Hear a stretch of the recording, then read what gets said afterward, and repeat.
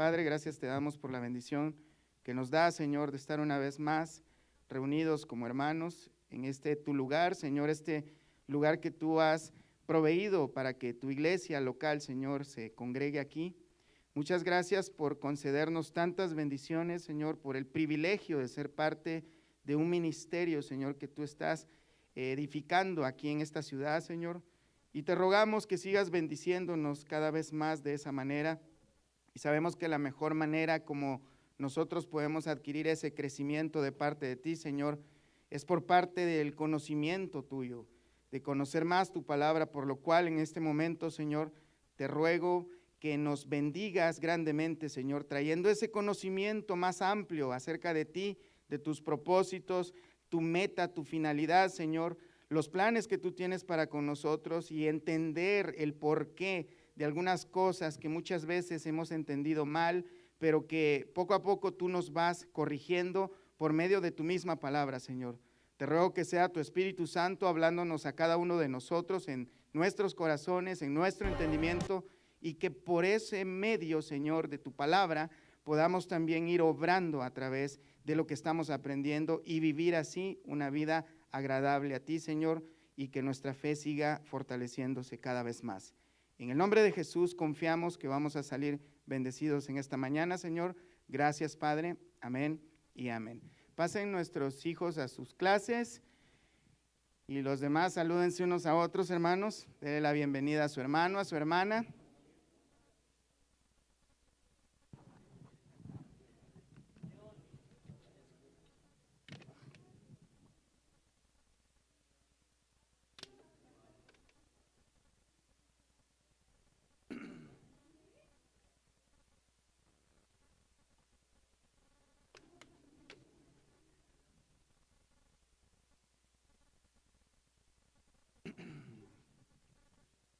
Muy bien. Vamos a dar inicio, hermanos. Sean nuevamente todos bienvenidos. Vamos a abrir nuestra Biblia, hermanos, en el libro de Mateo, capítulo 9, verso 1 en adelante. Mateo 9:1. Hemos estado o estamos estudiando las enseñanzas del Maestro, de nuestro Señor Jesucristo. La semana pasada estuvimos viendo cómo el Señor Jesús tiene la autoridad, el poder, no solamente como lo vimos las semanas anteriores, no sobre la enfermedad únicamente, sino también sobre las cosas naturales, deteniendo la tormenta, las tempestades, el agua. Y vemos también que Él tiene el poder también, la autoridad sobre el mundo oculto, lo que es los demonios. Y ahora vamos a aprender un poco sobre el poder y la autoridad que tiene el Señor Jesús para perdonar pecados. Leamos entonces Mateo 9, verso 1. Dice la palabra de Dios: entonces entrando Jesús en la barca, pasó al otro lado y vino a su ciudad. Y sucedió que le trajeron un paralítico tendido sobre una cama, y al ver Jesús la fe de ellos, dijo al paralítico: ten ánimo, hijo, tus pecados te son perdonados. Entonces algunos de los escribas decían dentro de sí: si este blasfema. Y conociendo Jesús los pensamientos de ellos, dijo: ¿por qué pensáis mal en vuestros corazones? Porque ¿qué es más fácil decir, los pecados te son perdonados, o decir, levántate y anda? Pues para que sepáis que el Hijo del Hombre tiene potestad en la tierra para perdonar pecados, dice entonces al paralítico: levántate, toma tu cama y vete a tu casa. Entonces él se levantó y se fue a su casa, y la gente al verlo se maravilló y glorificó a Dios, que había dado tal potestad a los hombres. Hasta ahí dejamos la lectura. Como podemos ver, hermanos, el Señor Jesús una vez más hace un milagro maravilloso. Y hay muchos aspectos, muchas cosas que podemos notar a lo largo de esta lectura. A simple y sencilla vista podemos ver que el Señor tiene poder para perdonar pecados, pero también para sanar a un paralítico. Pero vamos a analizar poco a poco, hermanos, algunos detalles que no solamente nos narra el evangelista Lucas, sino que también lo encontramos en la misma historia en el evangelio de Marcos y Lucas. En estos dos otros evangelios hay algunos detalles que no se mencionan acá, pero cuando vemos los tres juntos podemos absorber todos esos detalles y son de mucha utilidad. Vemos que el Señor Jesús, cuando sale del lugar donde andaba allá en Gadara y que expulsó unos demonios de unas personas que estaban endemoniados, Él regresa de nuevo al lugar donde estaba habitando. Podemos ver que en la enseñanza de la semana pasada, hermanos, al final de cuentas la gente tenía más miedo de Jesús y lo que Él podía hacer que de los mismos demonios que el Señor Jesús había expulsado. Es una triste realidad saber que el Señor Jesús está ofreciendo una vida nueva, una vida eterna, y la gente prefiere muchas veces permanecer así, conviviendo con este mundo pecador, y no solo con eso, sino conviviendo hasta con los demonios. Ahora vemos que en la narración, el libro de Mateo, en el verso 1, dice que Jesús en la barca pasó al otro lado y vino a su ciudad. Él regresa a su lugar de donde él estaba habitando en ese entonces, y el Señor Jesús, hermanos, como podemos ver en el libro de Marcos, capítulo 2, Marcos 2, verso 1, que es uno de los pasajes paralelos, podemos encontrar algunos detalles que nos llenan más de entendimiento de esta historia. En el verso 1 dice: entró Jesús otra vez en Capernaum, y aquí vemos, hermanos, la ciudad que Mateo no está mencionando allá en su narración, pero aquí vemos otro detalle, la ciudad en la que vivía el Señor Jesús, y dice: después de algunos días se oyó que estaba en casa.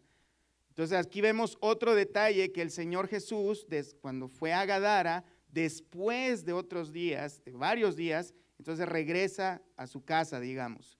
Entonces en el 2, e inmediatamente se juntaron muchos, de manera que ya no cabían ni aún a la puerta, y les predicaba la palabra. Vemos otro detalle que no encontramos en el Evangelio de Mateo, y esto, hermanos, algunas personas, el hecho de que la narración de un evangelio y de otro sean diferentes, algunas personas que quieren decir que la Biblia tiene errores, utilizan este tipo de cosas para decir que la Biblia que no es palabra de Dios, que no es inspirada y que no podemos confiar en ella.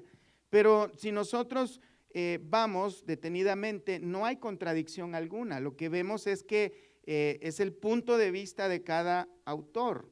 Por ejemplo, Marcos no estaba presente en la escena. Posiblemente Pedro fue quien le contó esta historia y Pedro le contó estos detalles. Pero vemos que Mateo, por ejemplo, él no se ocupa mucho en detalles. Él se va casi al grano, porque volvamos a Mateo 9:1. Entonces, entrando Jesús en la barca, pasó al otro lado y vino a su ciudad. Y en el 2 dice: y sucedió que le trajeron un paralítico tendido sobre una cama, y al ver Jesús la fe de ellos, y fíjense, dice la fe de ellos. No dice quiénes son, no menciona nombres, no sabemos cuántos son, si nos quedamos solo con el relato de Mateo. Pero vamos a Marcos y a Lucas, vemos que eran 4 hombres y que eran amigos de este hombre. Y Marcos, en el 2, lo que acabamos de leer, dice que el lugar estaba abarrotado de gente, estaba lleno, tanto que habían personas en la puerta, ya no cabía nadie. O sea, cada detalle de estos nos sirven a entender un poquito más. Los detalles no encontrados en Mateo, pues los encontramos en los siguientes 2 evangelios. Juan no menciona nada sobre esto, pero vamos a anotar alguna cosa. En el libro de Lucas, capítulo 5, verso 17, un detalle muy importante que tenemos que aprender, entender y mantenerlo siempre presente en nuestras vidas. En el verso 17, es la misma historia, desde otro punto de vista, obviamente inspirado por el Espíritu Santo de Dios.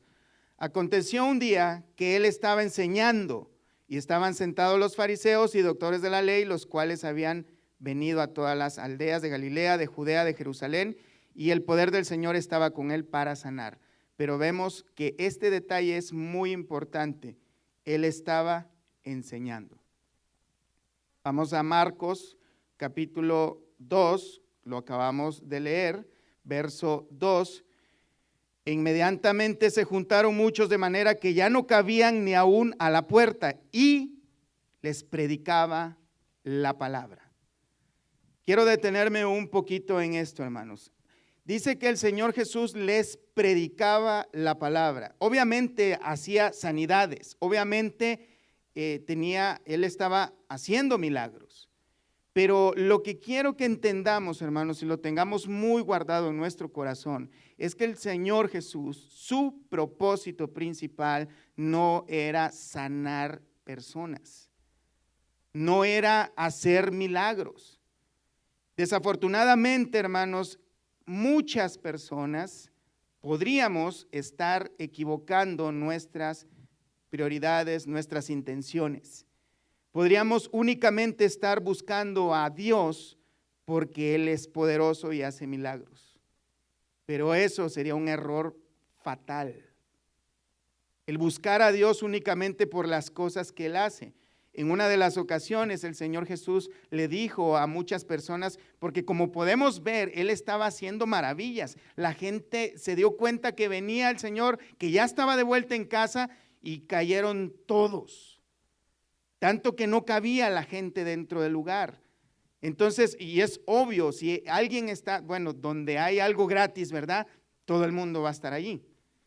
Y más cuando son maravillas, cuando son milagros, cuando es algo único. Entonces vemos, hermanos, que el Señor Jesús en otra ocasión, cuando Él va descendiendo de la barca, la gente salió al encuentro de Él y le dijo, Señor, ¿dónde estabas? Y que Él les dijo, ustedes me buscan no porque han visto las señales, sino porque les di de comer. Entonces, ahí podemos entender, hermano, cómo es que las prioridades del Señor Jesús son diferentes muchas veces a las nuestras. El Señor Jesús vino a predicar.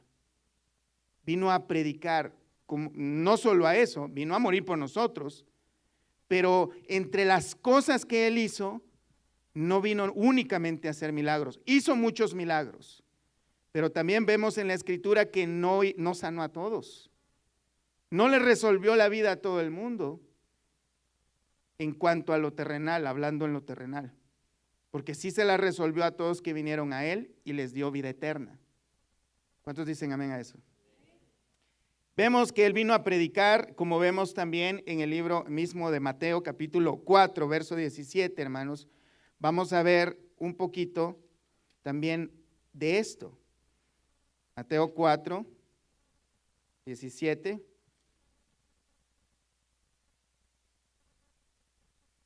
Desde entonces comenzó Jesús a predicar y a decir, arrepentíos porque el reino de los cielos se ha acercado.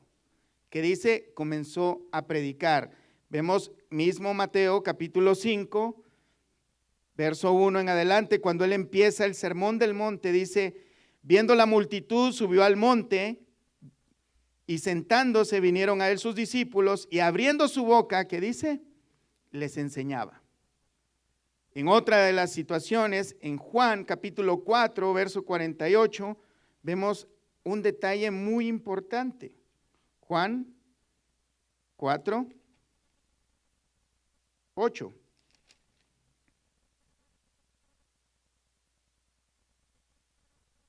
4:48, perdón, hermanos. Entonces Jesús le dijo, si no viereis señales y prodigios, no creeréis. Si no viereis señales y prodigios, no creeréis.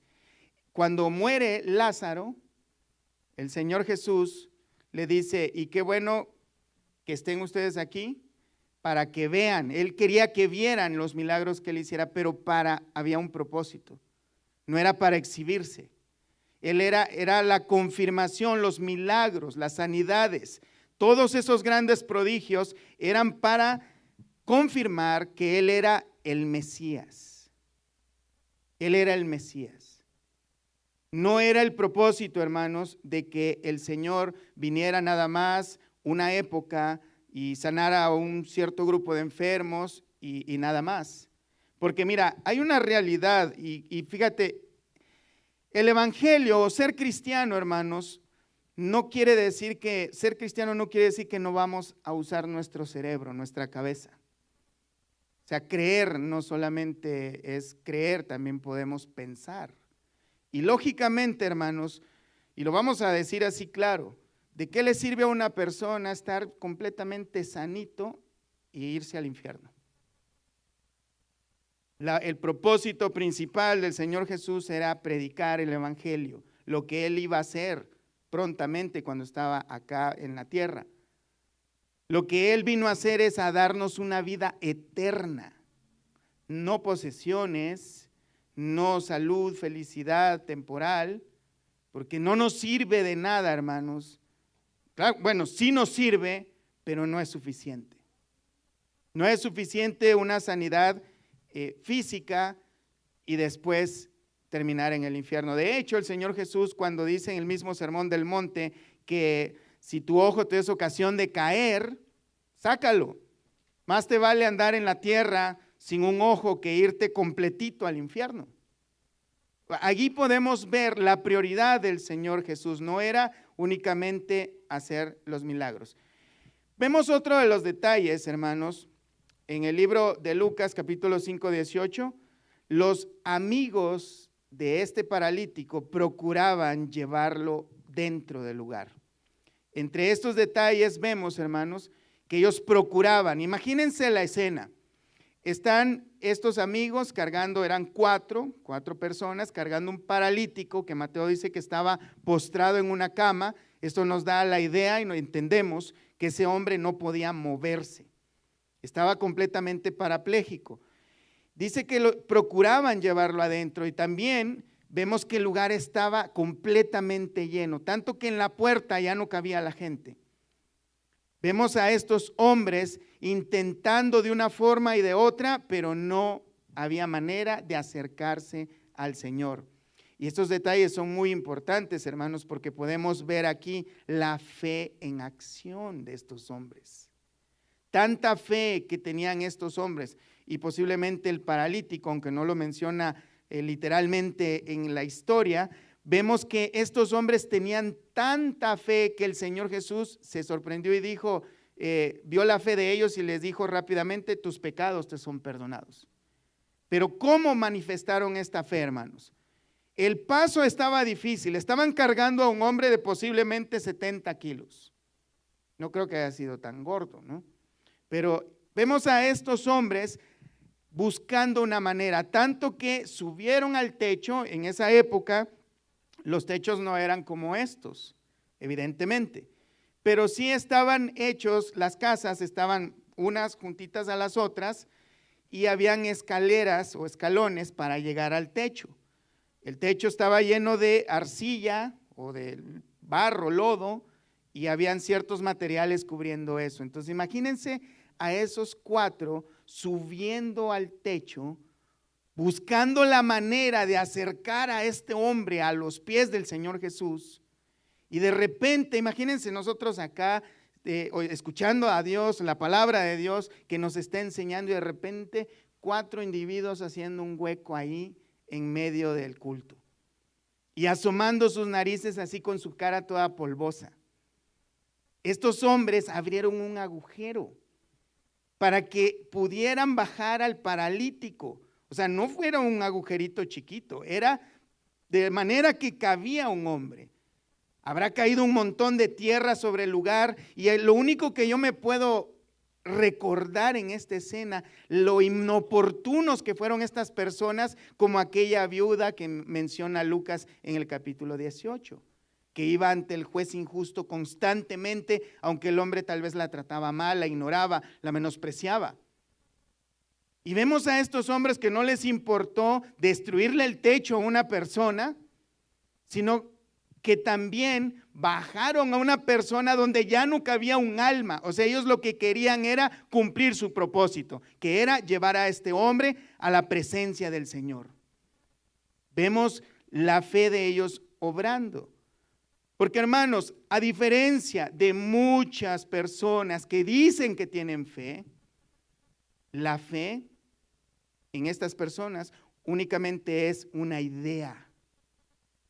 Pero la fe es obras, se manifiesta por medio de obras. No hacemos obras para tener fe, sino que la fe es visible. ¿Cómo vemos la fe visible en estos hombres? Subieron al techo a una persona, cargándola. Vieron lo difícil que era.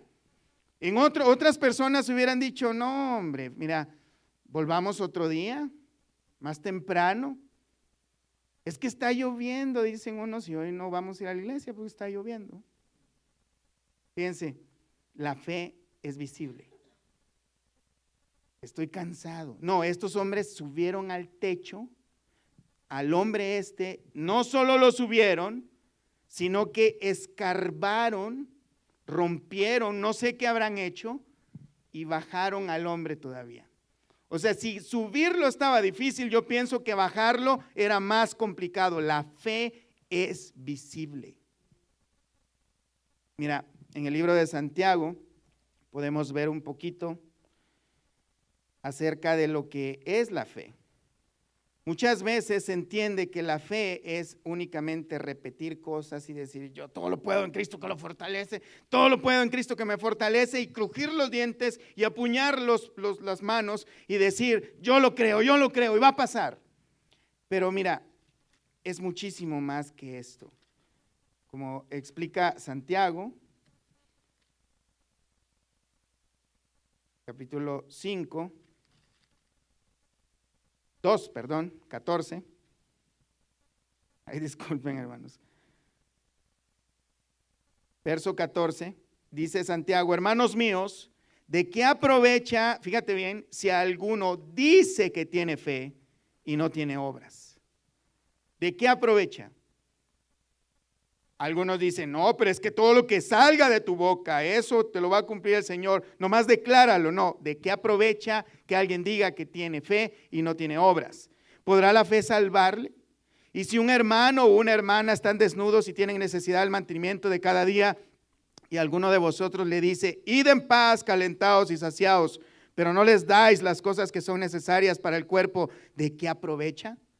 Aquí no está diciendo que una persona que no le da a alguien lo que necesita no tiene fe. Aquí está hablando de qué aprovecha que le digas a alguien que no tiene comida y que no tiene abrigo, ve y susténtate y abrígate.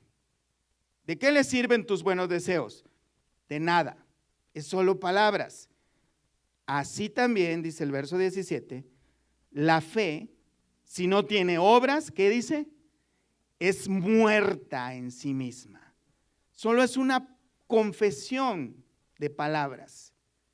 Verso 26, porque como el cuerpo sin espíritu está muerto, así también la fe sin obras es muerta.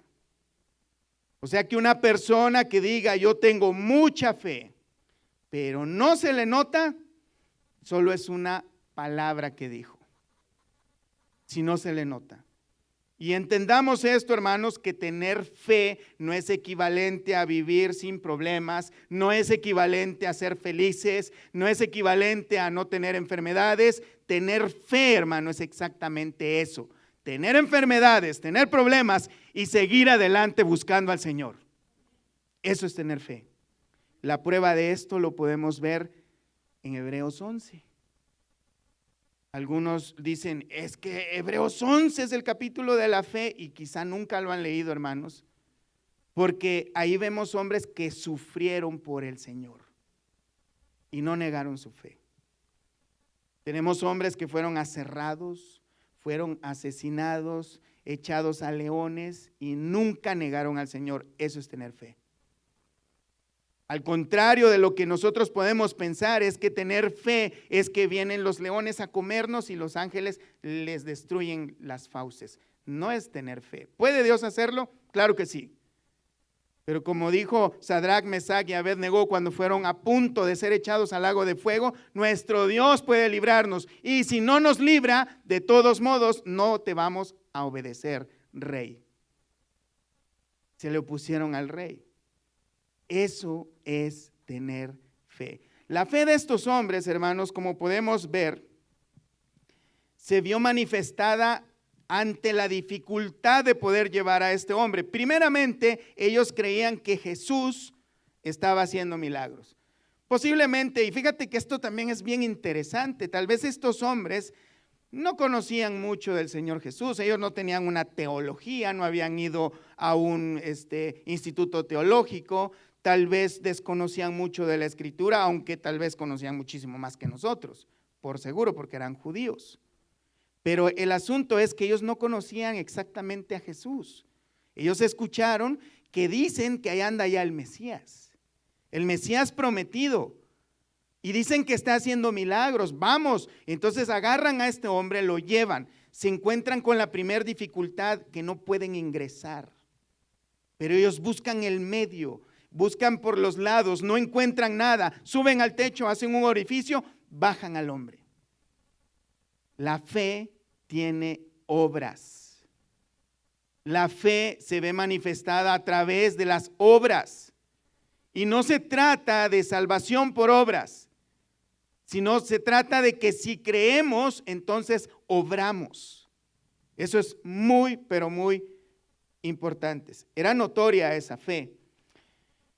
Imaginarnos esa escena, hermanos, nos abre muchos más panoramas. Por ejemplo, que el Señor Jesús no se molestó a la hora de que ellos interrumpieron, hicieron ese relajo, ese reguero de tierra y de basura, y que posiblemente el hombre le cayó encima a las personas, sino que vemos que el Señor Jesús inmediatamente le dice al Señor al paralítico: no temas, tus pecados te son perdonados. Vemos la ternura, vemos el amor, la paciencia del Señor, la disposición, hermano, de que podemos interrumpirlo. Él nunca está ocupado para nosotros. Es interesante ver, hermanos, que no solo en las cosas que enseñaba el Señor Jesús, saliendo de su boca, esas enseñanzas que están registradas en su palabra, no solo con eso nos ha dejado un gran tesoro, sino con todas y cada una de sus acciones, sin palabras. ¿Cómo podemos aprender tanto de las enseñanzas del Maestro? Que Él no se inoportuna, no lo vamos a hacer enojar, hermanos. Si tú estás cada mañana, cada tarde, cada noche postrado delante del Señor buscándole, y mucho menos se va a enojar si te congregas todos los domingos, por lo menos. Entonces, no podemos enojar al Señor, serle inoportuno. Recordemos, hermanos, que en Hebreos 11:6 dice que sin fe es imposible agradar a Dios. La fe es un punto muy importante en toda nuestra vida cristiana, en todo lo que hacemos, no solamente el día domingo del culto, no solamente en los días que nos congregamos o que leemos la Biblia, sino en todo lo que hacemos. La fe es algo muy importante. Ahora vamos a ver un poquito, hermanos, acerca de la situación del paralítico. Vemos que el paralítico, pues todos sabemos que es un paralítico, ¿no? Era una persona que tenía serios problemas, una persona que no se podía mover. No sabemos las causas de su enfermedad, si tuvo un accidente, si nació así o tenía poco de esa manera. Lo único que sabemos es que este hombre estaba postrado totalmente en una cama. De manera que este hombre, encontramos que él no podía valerse por sí mismo. Muy seguramente necesitaba hasta para lo más básico en el ser humano, ¿no? Como ir al baño y todo eso, necesitaba él de ayuda. O sea, él era completamente dependiente de los demás. Aquí podemos ver, hermanos, que también este hombre parece que sí tenía fe. Y posiblemente este hombre, porque el Señor Jesús dice, viendo la fe de ellos, posiblemente se refería únicamente a los amigos, pero yo me imagino que el hecho de que él haya dicho, no, pues sí, llévenme, él también entonces estaba teniendo fe. Él sabía que algo podía recibir de esta visita al Señor. Pero veamos las causas, hermanos, de por qué el Señor Jesús le dice primero, tus pecados te son perdonados, antes que sanarlo. Porque vemos en otras situaciones que el Señor Jesús llegó por ejemplo, al leproso, lo agarró de la mano y lo sanó.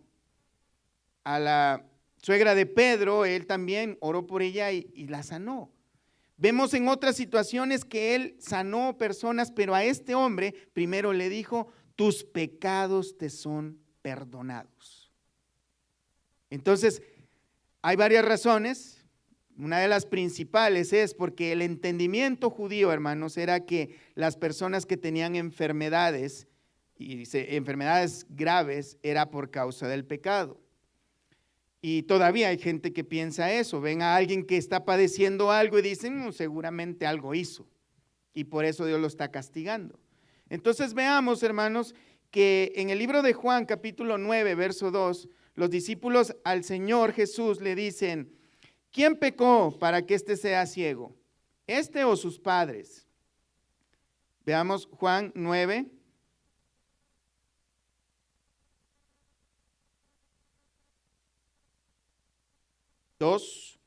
Le preguntaron sus discípulos diciendo, Rabí, ¿quién pecó, este o sus padres, para que haya nacido ciego? Como podemos ver, el entendimiento del judío era de que si alguien era ciego, si alguien tenía lepra, si alguien estaba enfermo o si había muerto de una manera fea, era porque habían hecho algo muy, muy grave. Dice el Señor Jesús, respondió Jesús, no es que pecó este ni sus padres, sino para que las obras de Dios se manifiesten en él. Me es necesario hacer las obras del que me envió, entre tanto que el día dura, la noche viene cuando nadie puede trabajar.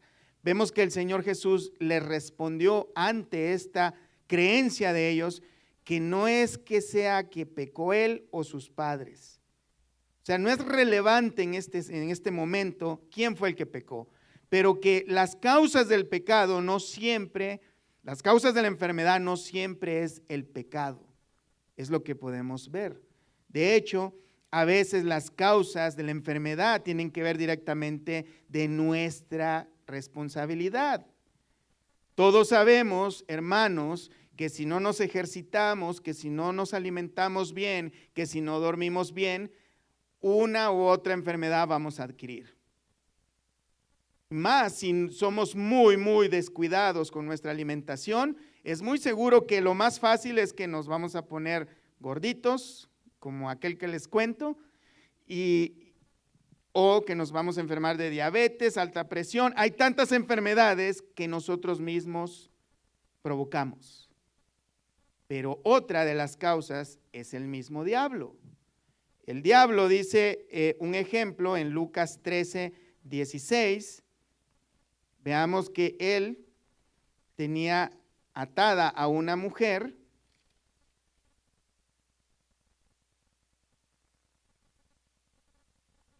Dice el Señor Jesús, y a esta hija de Abraham que Satanás había atado 18 años, no se le debía desatar de esta ligadura en el día de reposo. El Señor Jesús acababa de sanar a una mujer en el día de reposo y lo estaban criticando por eso.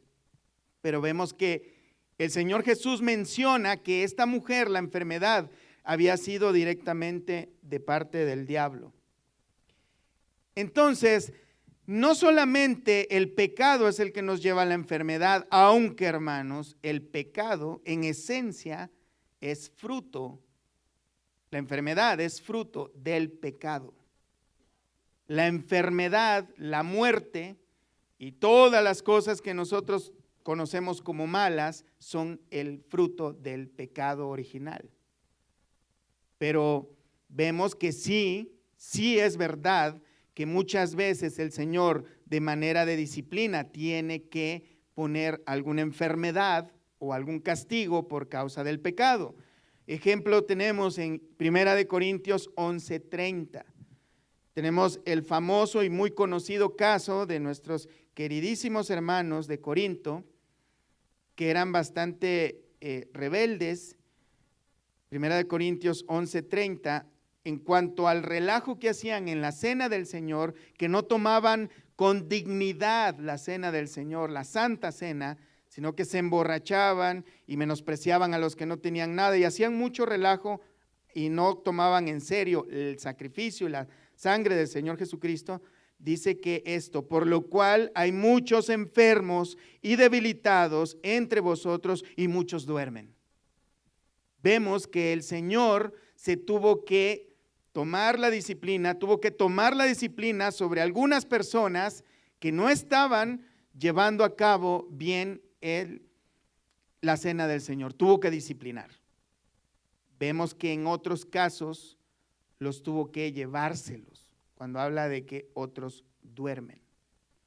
Vemos, hermanos, entonces que sí, el pecado puede ocasionar, ser responsable de nuestras enfermedades, mas no deberíamos, hermanos, de pensar que todas las cosas que nos están pasando, que no son agradables, son consecuencia del pecado. O sea, que hicimos algo. Porque en verdad, hermanos, no hay quien no peque. Sabemos eso, ¿verdad? Eclesiastés 7:20 dice eso. En el libro de Romanos 3:10 dice que no hay justo ni aún uno. No hay quien entienda, no hay quien busque a Dios. Y que todos, dice por allá por el verso 23, todos hemos sido destituidos de la gloria de Dios por causa del pecado, porque no somos justos. Por eso es que Jesús tuvo que morir por nosotros. Así que si nos basamos a esto, hermanos, entonces no tenemos derecho a decir, hermano, la enfermedad, usted está enfermo porque ha pecado. No podríamos juzgar a alguien. Deberíamos examinarnos a nosotros mismos si alguna enfermedad está en nosotros mismos, pero deberíamos examinarnos nosotros si algo hemos hecho para que ocasione esta situación. Pero lo mejor es, hermanos, buscar una solución. Y la solución es el perdón de pecados. Y como estamos viendo, el Señor Jesús está dispuesto a perdonar pecados. Por eso el Señor Jesús lo primero que le dijo a este hombre es, ten ánimo, hijo. O sea, en lugar de enojarse, en lugar de decir, oigan, qué falta de respeto es esta, no respetan, no me respetan a mí, no respetan este hogar. En vez de decir, ¿quién se atreve a interrumpirme? Agarren esos hombres y agárrenlos a pedradas por hacer algo así. No, dijo, al ver la fe de ellos, dijo, hijo, ten ánimo.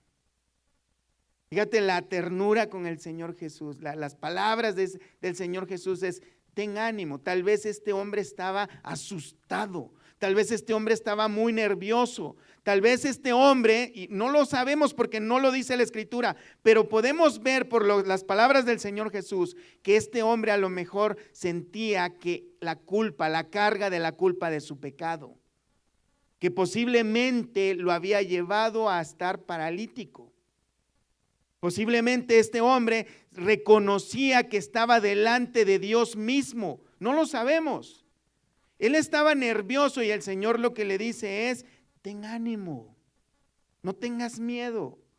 Como cuando nosotros agarramos a nuestros niños chiquitos y cuando están asustados y los abrazamos y les decimos, tranquilo, no pasa nada. Eso es lo que hace el Señor Jesús. El Señor Jesús, eso es lo que Él hace con cada uno de nosotros, pero necesitamos tener fe, buscarle. Necesitamos buscar la manera, hermano, de deshacernos de los obstáculos que nos impiden acercarnos al Señor Jesús. Necesitamos hacer ese tiempo. Es que estoy tan ocupado con mi trabajo, tan ocupado con mis problemas. Pues hermano, hermana, te digo una cosa. Haz lo posible de rodear esos obstáculos. Dale la vuelta, súbete al techo, haz un hoyo y acércate al Señor en medio de esas dificultades. Eso es tener fe. En medio de las dificultades. Eso es lo que tenemos que empezar a poner más atención a la hora de cómo dirigirnos a Dios, en qué momento dirigirnos a Dios. Fácil, y hermano, y esto es algo que yo creo que todos lo sabemos. Fácil es decir gloria a Dios cuando todo va bien. Fácil es decir cuando nuestra billetera está llena de billetes, cuando no hay problemas en la casa, cuando no hay problemas en el hogar, cuando el refrigerador está lleno, cuando nadie te está hablando para cobrarte un bill de alguna deuda. Eso es fácil. Cuando todos en la calle, en el trabajo, en la iglesia te sonríen. Eso es muy fácil decir gloria a Dios. Es muy fácil cuando te sientes contento, cuando sientes energía, cuando te sientes saludable. Pero si no es esa la situación, hermanos, es ahí donde se demuestra quién verdaderamente tiene fe. Es ahí donde se demuestra. Fácil es cantar gozosos cuando todo está bien. Fácil es cantar, leer la Biblia. Bueno, leer la Biblia no es fácil para muchos, ¿verdad? Ni cuando están contentos ni tristes. Pero fácil es cuando todo marcha bien. Lo difícil es, hermano, cuando todo va mal.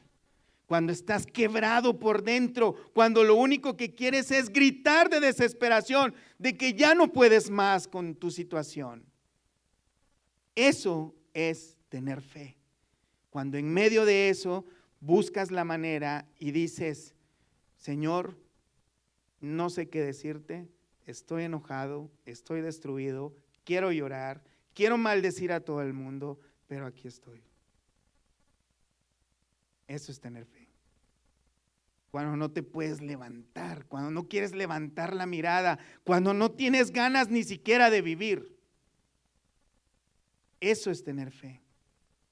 ¿Y sabes qué es lo maravilloso? Que cuando eso lo hagas de todo corazón, no vas a encontrar al Señor Jesús. Ay, ahora sí vienes, ¿no?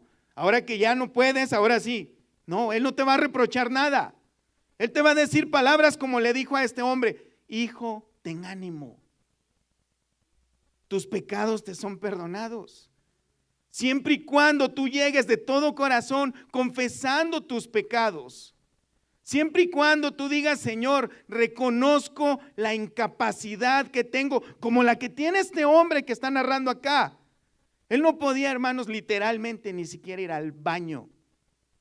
Y esa es la situación que entendemos, hermanos, que también así estamos nosotros delante de Dios en cuanto a nuestros propios pecados. No podemos hacer nada al respecto, más que pedir misericordia, perdón de los pecados, arrepentirnos. Y si ni siquiera podemos, hermanos, por nuestra propia fuerza, alejarnos del pecado por nuestra propia cuenta, necesitamos el poder del Espíritu Santo de Dios obrando en nosotros para poder dejarlo. Muchas veces reaccionamos mucho mejor por medio del castigo, desafortunadamente. A veces necesitamos un látigo detrás de nosotros, casi para cada cosa. Pero tenemos algo mucho mejor, tenemos el gran amor de Dios a favor nuestro. Y no se trata, hermanos, de salvación por obras. No se trata de salvación. Gloria a Dios, hermanos.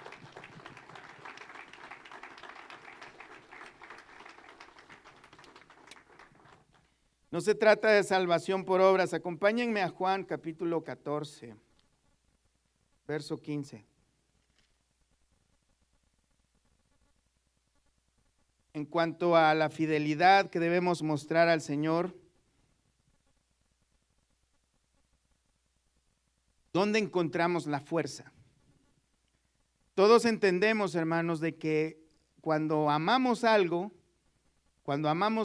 queremos estar ahí, tenerlo, verlo, lo que sea. Si amamos a alguien, queremos estar con esa persona, hablar con esa persona, queremos pasar tiempo ahí. El pecado, hermanos, es un problema muy grande para nosotros porque lo amamos el pecado. Nuestra vieja naturaleza ama pecar.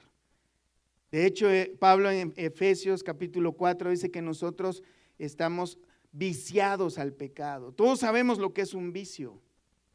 Son difíciles de dejar, pero viene lo que podemos hacer para dejar el pecado es obviamente depender totalmente del Señor Jesús, de su Espíritu Santo, no pensando que hasta que Él me motive lo voy a hacer, pero sí cuando ponemos nuestras prioridades en orden, como es un amor más grande que el pecado que tenemos, entonces podemos agarrar de ahí la fuerza. Dice el Señor Jesús: si me amáis, guardad mis mandamientos.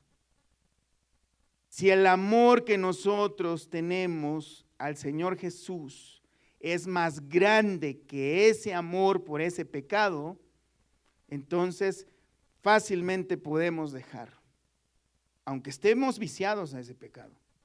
Pero solo un amor más grande nos va a hacer que nosotros nos apartemos del pecado. La solución al pecado, hermanos, la podemos ver en Primera de Reyes, por ejemplo, capítulo 8, verso 46. Comenzamos a ver la solución porque gracias a Dios no nos deja así tirados como si nada, ¿verdad? Primera de Reyes 8, verso 46. Si pecaren contra ti, porque no hay hombre que no peque, y estuvieras airado contra ellos, y los entregares delante del enemigo para que los cautive y lleve a tierra enemiga, sea lejos o cerca, y si ellos volvieren en sí en la tierra donde fueron cautivos, y si se convirtieren y oraren a ti en la tierra de los que los cautivaron, y dijeren: pecamos, hemos hecho lo malo, hemos cometido impiedad, y si se convirtieren a ti de todo su corazón y de toda su alma en la tierra de sus enemigos, que los hubieren llevado cautivos, y oraren a ti con el rostro hacia su tierra, que tú diste a sus padres, y hacia la ciudad que tú elegiste, y la casa que yo he edificado a tu nombre, tú oirás en los cielos, en el lugar de tu morada, su oración y su súplica, y les harás justicia. Y perdonarás a tu pueblo que había pecado contra ti, y todas sus infracciones con que se hayan rebelado contra ti, y harás que tengan de ellos misericordia los que los hubieren llevado cautivos. La solución es el arrepentimiento. Buscar al Señor en oración. Desafortunadamente no contamos, como estos hombres, con la presencia física del Señor Jesús. Pero por fe sabemos que está con nosotros todos los días hasta el fin del mundo. Amén. Tenemos la entrada al lugar santo, al trono de la gracia, al cual podemos entrar confiadamente y buscar el oportuno socorro. Pero necesitamos entrar. Fíjate, estos hombres llevaron a este hombre paralítico, lo llevaron. No dice que el Señor Jesús lo fue a buscar. Aunque la Escritura dice que Él vino a buscar y a salvar lo que se había perdido, pero esto se refiere a que Él descendió, Dios descendió a la tierra en forma de hombre. Él nos vino a buscar. Lo menos que tenemos que hacer, hermanos, es dar el siguiente paso nosotros. Porque no vamos a hacernos los orgullosos y decir: bueno, si a Dios le importa que venga Él por mí. Tenemos que buscar. Los que tenemos necesidad de ayuda somos nosotros. Busquemos la ayuda del Señor, y la mejor solución es la oración, comunión con el Señor. Vamos a Santiago, capítulo 5, verso 15, porque verdaderamente, hermanos, sí hay situaciones en que el pecado es el que ha ocasionado que nosotros o alguien pudiera estar enfermo. No siempre es así, pero es una de las causas. Santiago capítulo 5, verso 15, dice: y la oración de fe salvará al enfermo, y el Señor lo levantará, y si hubiere cometido pecados, le serán perdonados. Confesaos vuestras ofensas unos a otros, y orad unos por otros para que sean sanados. La oración eficaz del justo puede mucho. Si hubiese cometido pecado, si busca, va a ser respondido, será sanado, será perdonado. Amén. Veamos entonces esta frase, hermanos. Volvamos a Mateo, capítulo 9, en el verso 3. Después que el Señor Jesús dice, ten ánimo, hijo, tus pecados te son perdonados. Aquí vemos la actitud muy peculiar que la vamos a ver en todos los evangelios. Constantemente los enemigos religiosos del Señor Jesús. Que vemos que ser religioso, hermano, es un problema muy grande. Estos hombres empezaron, dice en el verso 3, entonces algunos de los escribas decían dentro de sí, este blasfema. Y conociendo Jesús los pensamientos de ellos, dijo, ¿por qué pensáis mal en vuestros corazones?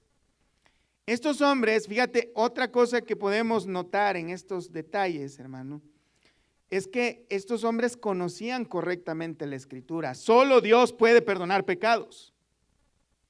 Y esto es bien interesante, cómo una persona religiosa conoce la Escritura, conoce los mandamientos de Dios, conoce mucho de la gran parte de la Escritura, pero la utilizan mal. Tenemos al sumo sacerdote, cuando el Señor Jesús iba a ser crucificado, dice, ustedes no entienden que ese hombre debe morir por el pueblo. Él recibió, por ser el sumo sacerdote, revelación de parte de Dios que Jesús debía morir, pero él no lo entendió. Así que lo que hizo fue apresurar la muerte del Señor Jesús. Muchas veces el religioso está en este punto. ¿Y saben por qué? ¿Y por qué son los religiosos abominables al Señor? Es por su orgullo. Porque el orgullo no los deja ver. El orgullo de estas personas no deja ver, no deja interpretar bien las situaciones que aunque estén correctas, porque ellos decían, solo Dios puede perdonar pecados, pero el orgullo de ellos, decía, los llevaba a la envidia. El hecho de que, ¿cómo es posible que este hombre llene abarrotadamente las casas de la gente y la gente se vaya atrás de él? Y nosotros que somos maestros de Jerusalén, que hemos estudiado aquí y allá y que siempre hemos sido santos, puros, rectos y siempre hemos guardado la ley. Y este carpintero que quién sabe de dónde apareció, todos se van con él. Ese pensamiento les robaba el poder ver que quien estaba delante de ellos era Dios mismo. Era verdad, solo Dios puede perdonar pecados, pero nunca se cuestionaron, ¿será que este es Dios? Por eso el Señor viene y les dice, ¿por qué piensan en sus corazones? Mira, ni siquiera lo dijeron, lo pensaron. Marcos dice, ¿por qué caviláis en vuestros corazones? El Señor Jesús, hermanos, conoce nuestros pensamientos. Los pensamientos, hermanos, como todos sabemos, no los podemos detener a veces. En este momento ustedes están, cada uno de ustedes argumentando, la mente vuela a 1000 por hora. Están pensando en lo que van a ir a comer, están pensando todo tipo de cosas. No hay manera a veces de detener los pensamientos. Pero estos hombres deliberadamente estaban diciendo, este hombre es pecador, está ofendiendo a Dios, está blasfemando contra Dios, porque solo Dios perdona pecados. Y es lo interesante, conocer suficiente la Escritura no es suficiente si no le damos una buena interpretación. Ellos nunca consideraron, el Señor Jesús dijo, ¿por qué piensan ustedes en su corazón? ¿Por qué piensan mal? O sea, ellos ya estaban posiblemente, cuando Él dice el Señor Jesús, ¿por qué piensan mal? Ellos estaban posiblemente ya tramando dónde ir a apedrearlo. Porque estaban tal vez pensando, mira, este acaba de blasfemar. Y la ley dice que los blasfemos deben morir apedreados. ¿Por qué piensan mal de mí? ¿Qué es más fácil?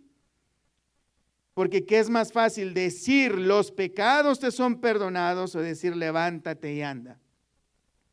Aquí es otro de los propósitos y tal vez el principal de por qué el Señor Jesús le dijo al hombre, tus pecados son perdonados primero antes de sanarlo. Porque Él quería demostrar de que Él era Dios. Él les dice, ¿qué es más fácil? Porque realmente, hermanos, decir, cualquiera dice, ¿no? Yo les puedo decir, hermanos, a partir de mañana son millonarios. Eso es fácil. Pero hacerlo es lo difícil, ¿no? El Señor Jesús les dice, ¿qué es más fácil decir? Tus pecados son perdonados. Posiblemente sea muy fácil decirlo, pero no va a haber manera de comprobarlo, porque solo fue un dicho. Quién sabe, el paralítico se pudo haber ido cargado por los 4 amigos de vuelta a casa y posiblemente no ser perdonado si Jesús de verdad no cumpliera lo que él dice. Pero dice él en el verso 6, pues para que sepáis que el Hijo del Hombre tiene potestad en la tierra para perdonar pecados, dice entonces al paralítico, levántate, toma tu cama y vete a tu casa.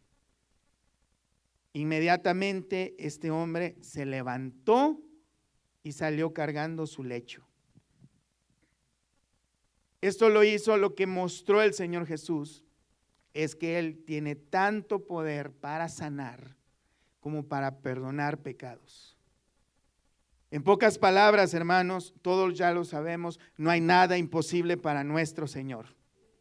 Nada imposible para nuestro Dios. Él tiene la autoridad de perdonar pecados.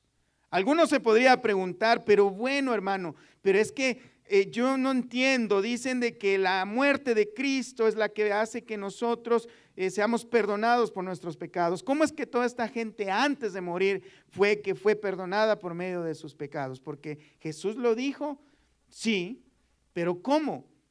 Bueno, era una manera de verlo, una manera de verlo es que todos los santos del Antiguo Testamento, antes de la muerte de Cristo, ellos recibieron una salvación, digamos, acreditada. Ellos confiaban en las promesas de Dios. Y una vez, por eso la palabra es bien importante cuando dice, una vez se llegó el cumplimiento de los tiempos. Jesús, cuando murió, no tuvo nada más el poder de perdonar a los que creyeron delante de esa fecha para acá, sino para también a los que creían en el Mesías antes. Todo el pueblo de Israel creía en un Mesías que iba a ser el libertador. Creían a todas las promesas de Dios dadas en el Antiguo Testamento. No sabían quién era, no sabían cómo iba a ser, solo sabían ciertos detalles acerca de ese Mesías. Habían promesas que ellos abrazaban constantemente. Y aquí podemos ver, hermanos, y fíjate, hay tantas cosas que aprender, tantos detalles de los cuales podemos extraer tantas riquezas de enseñanza. Personas que dicen que los judíos son salvos nomás por ser judíos. Pero el Señor a este paralítico judío le dice, tus pecados te son perdonados. ¿Cómo entonces todos los judíos son salvos por ser judíos? Pablo dice en otros lugares que no es judío el que es de la descendencia de Abraham, sino que el que lo es en el interior, en espíritu. Los que creen en el Señor Jesús, no los que descendían de sangre de parte de Abraham, sino los que tienen la misma fe de Abraham. El Señor perdona a este hombre y para probar que Él es Dios y que tiene poder de perdonar pecados, hace el milagro. Los milagros no son la razón principal de seguir a Cristo, hermano. La razón principal de seguir a Cristo es primeramente porque es Dios y porque en Él, solo en Él hay salvación. Yo no sé, hermano, cuál podría ser tu situación delante del Señor. Dios no nos ha dado eso de ver la situación de los demás. Cada uno debe entenderse con el Señor personalmente. Cada uno va a rendirle cuentas a Dios por sí mismo. Al único que debemos atender, hermano, como mediador entre Dios y los hombres es Jesucristo, hombre, y su obra. Aún la misma fe, hermanos, algunos confían en su propia fe, pero estaríamos equivocados en confiar. Es que yo tengo mucha fe y confío mucho en mi fe. No, confiamos en Jesús y en su obra. Eso es tener fe, confiar en Él, no en lo que yo creo. Confiar en lo que Él hizo, dependo de lo que Él hizo. Debemos depender totalmente de lo que Él ha hecho por nosotros. Y Él está dispuesto a perdonar. Tengo que decir esto, hermanos, porque me siento obligado a hacerlo. No podemos, como regla, no podemos contar, aunque es mi deseo, de que todos y cada uno de ustedes sea salvo. Pero yo no lo puedo saber. el que lo sabe es el Señor. Yo no sé en qué has puesto tu confianza. Verdaderamente, hermanos, no me importa de dónde viene cada uno de ustedes, cuál ha sido su situación. Lo único importante es si de verdad cada uno de ustedes ha venido a Cristo, si ha depositado en Cristo su esperanza, completamente en Cristo. No Cristo y las obras, no Cristo y en un ritual, no Cristo y en lo que me dijo un ministro, sino única y exclusivamente en Cristo. Por lo cual yo me siento en la obligación, en la responsabilidad, hermanos, de hablar de esta manera en esta oportunidad, porque posiblemente, no lo sé, hubiese alguien en este lugar que todavía no es salvo. Ven a Cristo. Examínate a ti mismo si estás en la fe. Ven a Cristo. Es un buen momento en que cada uno de ustedes medite en este momento si ha depositado totalmente su confianza en Cristo y en su obra salvadora. ¿Crees en Cristo? ¿Has venido a Él? ¿Has depositado tu confianza en Cristo para salvación, no en tus obras? No confíes en que tú no eres malo, que tú no has hecho obras malas. Todos hemos pecado. ¿Qué importa si alguien pecó más o pecó menos? Todos por igual vamos condenados al infierno si no es porque Cristo nos ha salvado. ¿Te has refugiado en Cristo? Él está dispuesto a perdonar cada uno de nuestros pecados. No necesita ser perfecto. Es imposible. Perfecto solo hay uno. Es Dios. No necesitas primero dejar ciertas cosas y arreglar ciertas cosas para venir a Cristo. Este es el día. Hoy es el día de salvación. Mañana puede ser que no tengamos oportunidad. Ven a Cristo. Isaías 38, 17.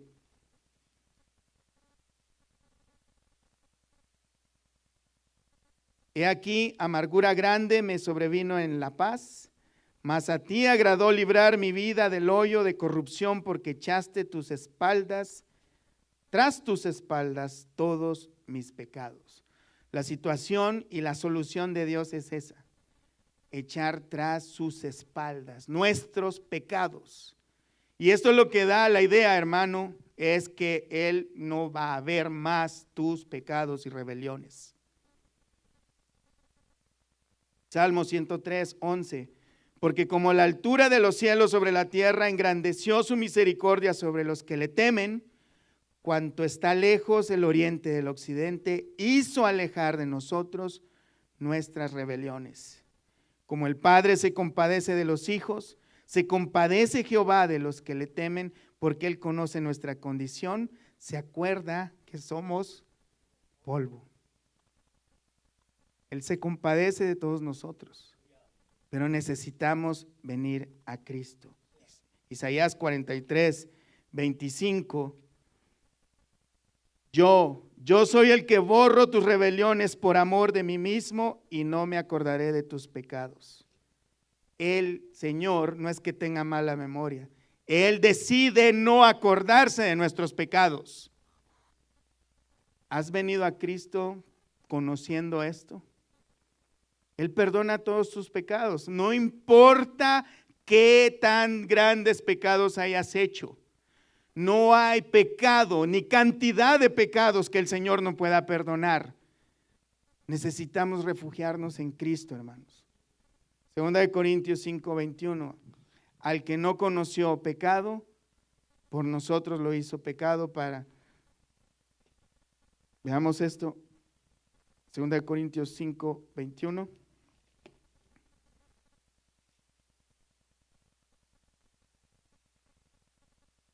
Al que no conoció pecado, por nosotros lo hizo pecado para que nosotros fuésemos hechos justicia de Dios en él. Él se hizo pecado por nosotros. No cometió pecado. Él se hizo pecado por nosotros. Nosotros no vamos a pagar ya nuestras culpas, la condenación por el pecado. Ya lo pagó Cristo. No necesitamos más que creer en Él. Él lo proveyó todo. Lo único que Él te pide es que le sigas, que por amor a Él obedezcas sus mandamientos. Vamos a caer, vamos a tropezar una y otra vez, pero por amor a Cristo nos volvemos a levantar. Cierren sus ojos, hermanos, así como están todos.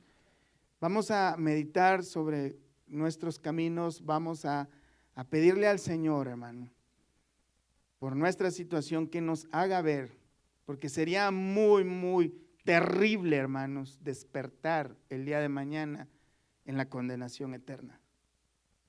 Ven a Cristo. Yo no puedo saber, yo no lo puedo saber, los demás no podemos saber. Cada uno necesita examinarse a sí mismo. No te dé vergüenza, aquí no estamos llamando a nadie, no es una confesión pública de tus pecados. En tu propia mente, en tu propio corazón, puedes confesar al Señor tus pecados, ponerte a cuentas con Él en este momento.